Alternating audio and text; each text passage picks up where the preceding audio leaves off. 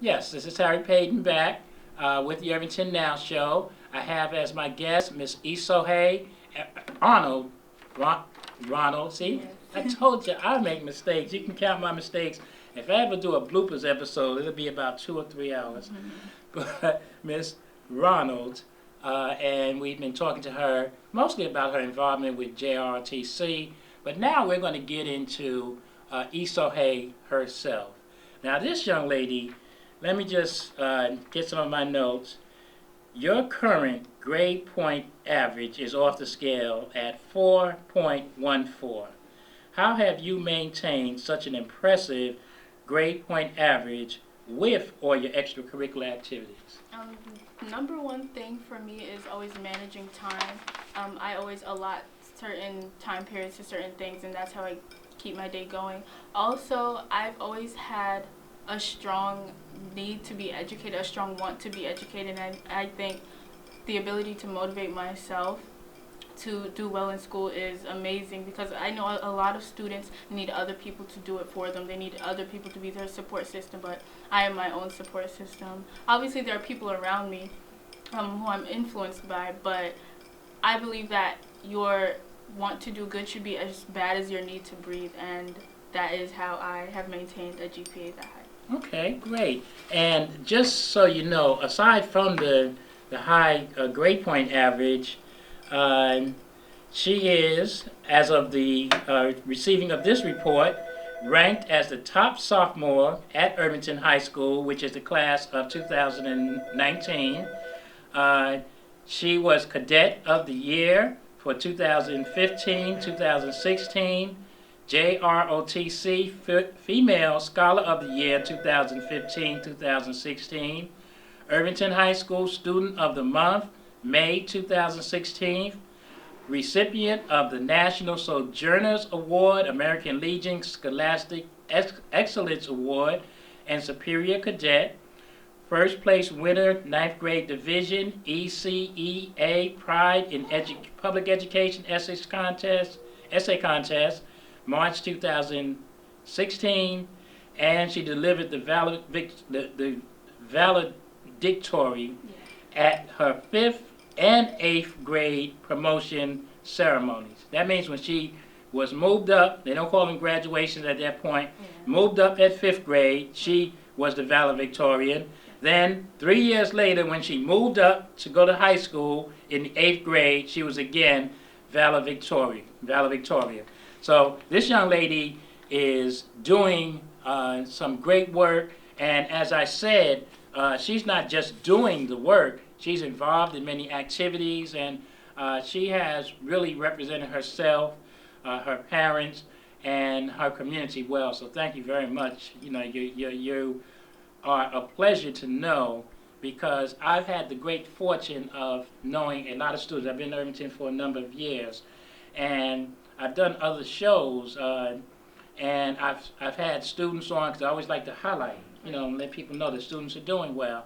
And now I see them, and they're in their 30s, some of them even 40, and I see them, and they're doing well, lawyers, doctors, and I'm like, oh yeah, I knew them back when they were just good students. And that's, you know, not just, but they were good students. Now they're good citizens, good professionals, and I look forward, if I live that long, I'm not that old, but if I live that long, to see you one day and you tell me what your profession is and what your successes are. So I definitely look forward. Now, America just recently had a very competitive presidential election. What are some of the things young people such as yourself discussed about this election and the future of America?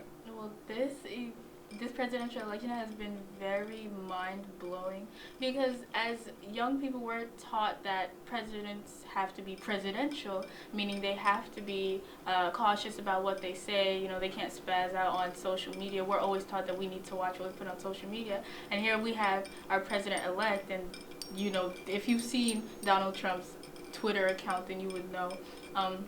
But I have a lot of Muslim friends, and we're all minorities basically, and we were very upset about the results. But I think it all comes down to, if he's willing to work with us, then we're willing to work with him, and that's all that there is to it. Great, great. And that's great advice, and great that you guys are having that discussion. I had, particularly right after the election, so many people were so upset, and they were, oh, whoa, what are we going to do? And you know, of course, it was something that I was upset about. But as I thought about it, I've lived through presidents that I have not particularly thought were going to be good presidents, persons that I might have not voted for, and we've survived through perseverance, through continuing. You continue to do what you're doing well, I continue to do what I'm doing well, others in the audience. If we continue to do what we're doing well as a block of people, as a movement, there's nothing that can stop us just because of one person. It may be an uphill battle, it may be difficulties, but we'll continue to do good things. So I'm glad that you guys had that discussion and ended on such a positive note. Now, what can adults such as myself do to bridge the gap between ourselves and young people? Let me just break that down even more. As I said, so many people, even yesterday, I was talking to some of my coworkers, and they were saying what music they don't listen to because, you know, rap is very expressive, sometimes offensive, you know, and things like that. And they were just saying, I can't listen to it. And I said, well, I understand, but I'm just the opposite. I listen to it, so when I have a conversation with someone your age, I can at least know what you're listening to, so I can dialogue. Say, well, maybe it's not that appropriate, but here's my thought on it. But if I've never heard it, if it's so offensive that I allow myself to block it out, I can't have an intelligent conversation with you to tell you why it's not acceptable, as you said about spazzing out on social media. Right. So what can we do? The most you can do is just to keep an open mind. Obviously, there's a difference in the generations we were raised in. Nowadays, people have more leniency. We have different perspectives on certain things. So, yeah, the most you can do is just keep an open mind, listen to us, you know, don't shut us out. We have our own opinions, you know, just it is what it is. Yeah, that's good, that's good. And you heard that out of the mouth of babes. Don't shut them out, you know. No? And again, I my pastor says this, and I don't know if I've shared it before. He said Paden is self-deprecating. Wait a minute. At that point, I didn't quite know that word. Oh, wait a minute. And it's very similar to another word, which is not a pleasant word. I'm like, wait a minute. Okay, I love my pastor, but what did he just say? So me being the person I am, I went and looked the word up. And what it means is I just talk about myself. I tell you, you know, whatever my faults are, I tell you. I self-deprecate. I tell you, I make mistakes. You know, some people, I never make mistakes, and they're great because they never make mistakes. But I have learned that the best thing to do is sometimes just listen. Yes. And as a parent, I wasn't that way. My children, I was a dictator. You know, I told them what they had to do, when they had to do it, and how quickly they had to do it. And I regret that because it didn't always allow them to express themselves, you know, because if they came home and said, I had a bad day, so what? You got to go to school and get it. You know, it was just a dictator type conversation. So, I don't know. We got your mother in the audience, so, you know, we're gonna talk about that later so we can make sure. But I'll let you know that was a mistake that I made. But I'm very fortunate that my children they've grown up to be dynamic children in spite of my dictator type parenting, and they express themselves now very well. They'll put me in my place. As a matter of fact, if I need to be put in my place, my kids can put me in my place today. What are your career goals? Well, I've always looked forward to a career in which I could research, diagnose, and prescribe. So I think that the career choice that would be most open for me is that of a medical doctor. I've always wanted to give back. I've always cared about the welfare of other people, and I think that this career will allow me to do that. Great, great, man. I'm sure any goal that you seek, you will be able to accomplish. You have great techniques and great mindset, and you know, as long as you keep those and stay focused on your goals, many times, I know it happens to me, and it happens a lot of times to others, we get away to the big world, the college world, and we get away from the influence like our parents that say, do this and do that, and we make decisions that we wouldn't make if we were thinking about our goals and all. So just remain focused because I have your number. I'll call you and tell you, you got to get focused. Now, I don't have your number, but you're one of my Facebook friends. Yes. And, you know, I certainly look forward to the much success that you will have and the goal that you go after. I'm sure you're going to do well, as you have continued to do well. Thank you. Now, as we are about to end this segment, is there anything else you would like to share with our audience? No, I think we've covered everything. Okay, great.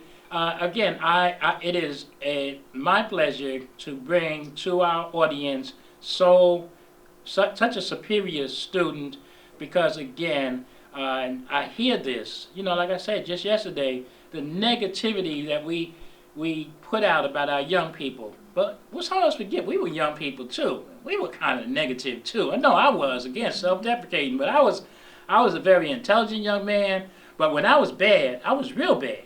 So, you know, I don't know about when we sit and we get on our little saintly horses and we talk about our young people and the music they listen to. We should go back and listen to some of the music that we listened to, and we turned out okay. So let's take an opportunity to get to know a young person, and let's find out that they're not so bad, and they are our future. This young lady here is going to do some great things, and she's not on an island by herself. There are other students there that are doing the same thing. Yes. And what you'll find is that there are far more students like her than the few that you may see that are hellraisers, and you think everything is going to heck in a breadbasket. It's not. We have many good teachers, many good students, and many good parents over at the high school. So thank you, and do not be surprised if you see more from Miss Eseohe Ronald. I got it right this time, y'all. Thank you, and thank you for being a guest. Yes. Bye-bye, everyone. Take it easy, and we look forward to seeing you. This will be the last show that will be taped in 2016.